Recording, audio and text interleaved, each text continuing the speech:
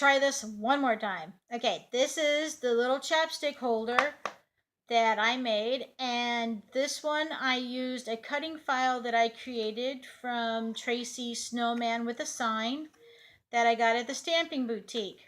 I just put them on the front, and on the back you can see I have a little saying and a to and a from, so that when people buy them they can, you know, fill it out and make it a great little grab bag or stocking stuffer.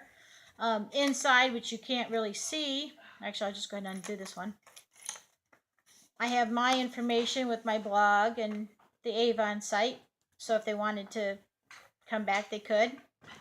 All right, I just printed them out on a standard 8.5 by 11 with my printer. Here's one on white where I decided to just print the image and then color it. And you can see it's basically just the same thing repeated 3 times. The trick is to make sure that they face this way. So I found it easier to just do my typing in 3 columns and then apply my image 3 times and invert it. Okay? Now, having made well over 100 of these already, I am done for the year. But I'm going to show you how to do it. It's really simple. You start with your 8.5 by 11, and of course you would have it printed or not. And you're going to score it at 4. And at 4 5/8.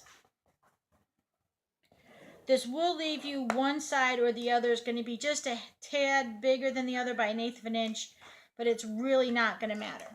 Okay, put that aside for a minute. Then you're going to take your 8.5 by 11 and you're going to cut it. For my image ones, I cut them at 3.5. It made it nice and big. You could go as small as like 3 inches depending on your chapstick. But I preferred the 3.5. And you're just going to cut it 3 times.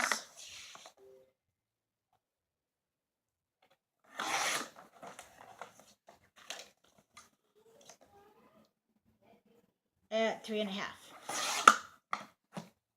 Okay?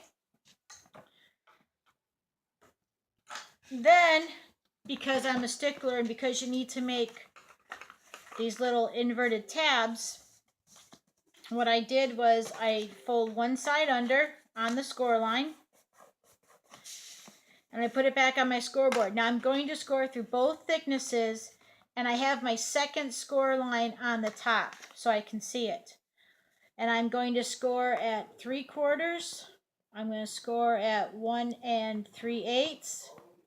Then I'm going to score at 2 1/8. And I'm going to score again at 2 3/4. Okay. Now a little trick here is if you can see, I have marks on my scoreboard, and like my son had said, "Oh, you ruined your scoreboard." Well, I didn't. I put a piece of Scotch tape under, and I marked it depending on which project I'm doing. As you can see, I've got 2 different colors. One was for snowman poop, and the other one is for the chapsticks. And now I don't even have to look at the numbers. I can just look at the colors and do it.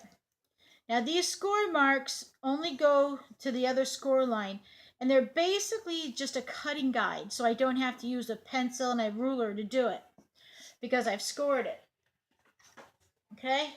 Then you just take your scissors and you cut along the score line up to the next one. If you don't go all the way to the score line, it could be a little tight and you'll need to enlarge it. If you get a non-stand, if you get like an Avon, not an Avon, a Mary Kay chapstick, it may be a little tight and you'll have to cut it a little bit bigger.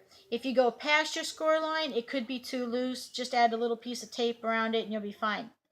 I just fold mine under to give me a second score line. Then you take it and you invert it. Fold it on the score line that we hadn't folded already. And you basically have your chapstick holder. Now how you decide to close it, and if you decide to put this to the front or the back, is up to you. With the ones where I did the cut file, I put it to the front because the cut file hit it. When I did the printing ones, I did it to the back. so it wasn't as visible.